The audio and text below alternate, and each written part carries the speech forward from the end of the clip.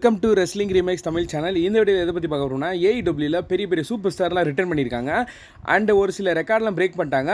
CM bunk versus செத்ரான்ஸ்க்கான again ஒரு match copy Odissi அதாவது மாதிரி வந்து பார்க்க போகிறோம். இன்றைக்கி எனக்கு கொஸ்டின் என்னென்னா, உங்களுக்கு டபிள்யூடபிள்யூ பிடிக்குமா ஏஇடபிள்யூ பிடிக்குமா சொல்லி கமெண்ட் பண்ணுங்கள். யார் எவ்வளோ எந்த ஒரு பிராண்ட் அதிகமாக கமெண்ட் பண்ணுறீங்கன்னு பார்த்துடலாம். நம்பர் ஒன் என்னென்னா, ஏஇடபிள்யூ வந்து ஒரு மெயின் ஷோ நடத்துனாங்க ஆல் இன் ஒன் லண்டனில். அங்கே வந்து பார்த்தீங்கன்னா எந்த மாதிரி ஸ்டேஜ் இருந்துச்சுன்னா, முதல் ரெசல்மேனியா ஃபீல் ஆச்சு அந்த ஸ்டேஜை பார்க்கும்போது. ஏன்னா நீங்களே பாருங்கள், அதாவது அவ்வளோ கிராண்டாக நடத்தியிருக்காங்க.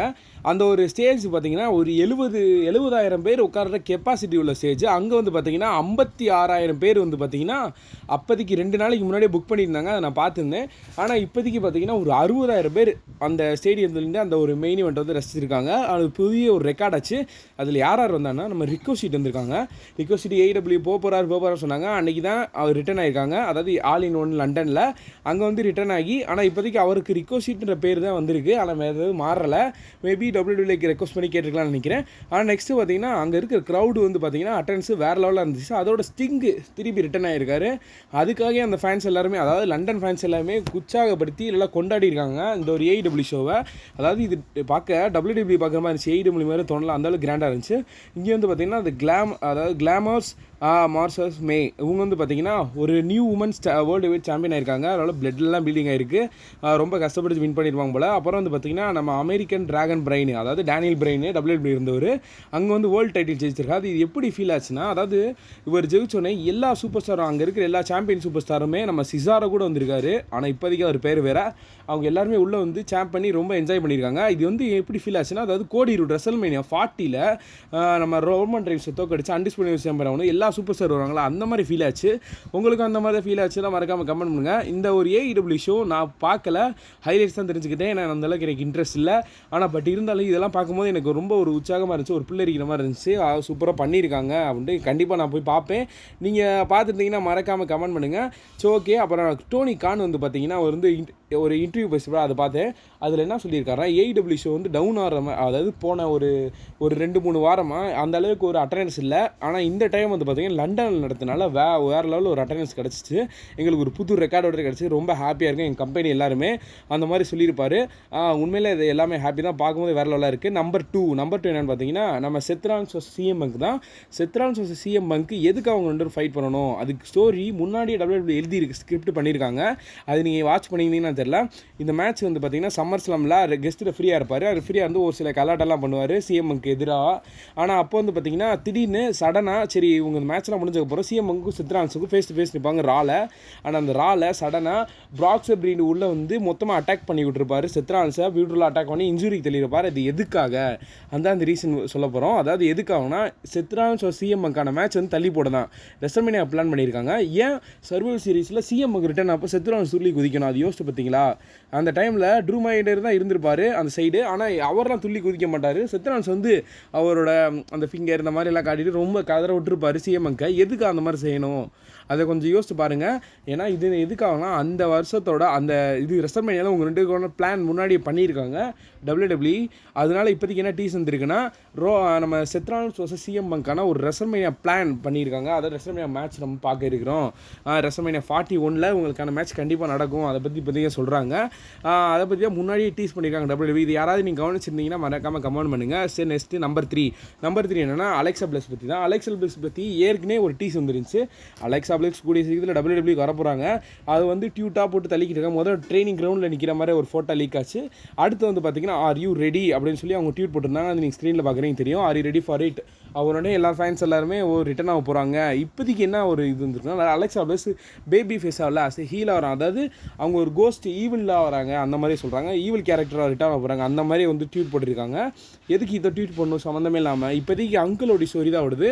என்னென்னா, ஏற்கனவே சொல்லியிருந்தேன் அங்கிளோடி கூட அகைன் ஜாயின் பண்ண அதிக சான்ஸ் இருக்குன்னு. மேபி இந்த ட்வீட்லாம் பார்த்தா அந்த மாதிரி தான் தோணுது. அங்கிளோடி கூட நம்ம அலெக்சா பிளஸ் வந்து ஜாயின் பண்ண போகிறாங்கன்னு நினைக்கிறேன். மேபி என்ன நடக்குமோன்னு தெரில. நம்ம ராவில் வந்து மெயின் ஈவெண்ட் பண்ண போகிறார் அங்கிள் ஓடி. அதை நம்ம நைட் வீடியோ அப்டேட் வீடியோ பார்க்கலாம். நம்பர் 4 என்னன்னா ஜியோவான விட்சி பற்றி தான். இவங்க வந்து பார்த்திங்கன்னா லாஸ்ட்டாக ஒரு அந்த ரெசல்மேனியாக்கு அப்புறமா ராவில் வந்து பார்த்திங்கன்னா நம்ம இம்பீரியமில் அடித்து அவங்க ஓட விட்டுருப்பாங்க. அது எதுக்காக அதை நீங்கள் யோசிச்சு பார்த்தீங்கன்னா தெரியும். எதுக்காக இவங்க அதுனா பிரேக்கு தான். இவங்களுக்கு வந்து பிரேக் கொடுத்துருக்காங்க WWE. ரொம்ப நாளாக WWE உழைச்சிருக்கிறதுனால ஒரு சில எல்லா சூப்பர் ஸ்டார் பிரேக் கொடுக்குற மாதிரி தான் அவங்களுக்கு கொடுத்துருக்காங்க. அதனால தான் இந்த மாதிரி அடித்து டெஸ்ட்ரைவ் பண்ணுற மாதிரி மித்த யாரும் அடித்தா, அதாவது கூட இருக்கிறவனே அடித்தா தான் அடுத்து வந்து வரும்போது ஸ்டோரி வரும். இம்பீரியம் இப்போ தலைவன் வந்து பார்த்திங்கன்னா வந்து வேர்ல்டு சாம்பியன் வச்சுருக்கான். இப்போ வந்து ரிட்டர்ன் பண்ண சரியான சான்ஸ். ரிட்டர்ன் பண்ணாலும் இப்போதைக்கு என்ன ரூம்ஸ் போகுதுன்னா ராவில் வர மாட்டார், ஸ்மாக் டவுனில் வருவார் அப்படின்றாங்க. அது இப்போதைக்கு எவ்வளோ கன்ஃபார்ம் தெரில. ஆனால் ராவில் தான் வந்தால் நல்லா தான் இருக்கும். டாக் டீம் திரும்பி ஆனாங்கன்னா. நம்பர் 5 என்னென்னா நம்ம சீமஸ் கெல்டர் வாரியர் சீமஸ் வந்து பார்த்திங்கன்னா அவர் வந்து லாஸ்ட்டாக ஒரு இன்டர்வியூவில் கையில் வேர்ல்டு சாம்பியன்ஸ் இருப்பார்.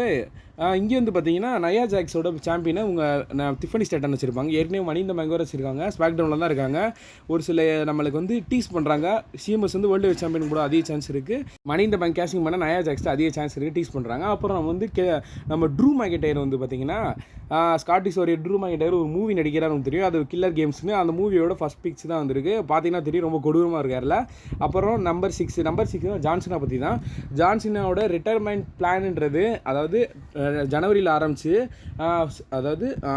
ரெசல்மேனியா வரைக்கும் ஒரு பிளான் இருக்குது. அதில் வந்து சிஎம்க்கு வந்து ஒரு டாக் டீம் மேட்ச் பண்ணணும்னு ஆசையாக இருக்கார். ஏன்னா ஜான்சினா கூட மேட்ச் பண்ண சிங்கிள் மேட்ச் பண்ணலாம், டாக் டீம் மேட்ச் பண்ண ரொம்ப ஆசையாக இருக்கார். அப்புறம் வந்து பார்த்திங்கன்னா ஜேடி மெக்டோனா வந்து டியூட் போட்டிருப்பாரு. என்னென்னா நம்ம ரியா ரெஃப்ரி வந்து ஜட்ஜ்மெண்ட் டேயோட கேப்டனான அதாவது எட்ஜ் வந்து அட்டாக் பண்ணியிருப்பாங்க. இந்த டைம் வந்து பார்த்திங்கன்னா டேமின் அட்டாக் பண்ணுறாங்க.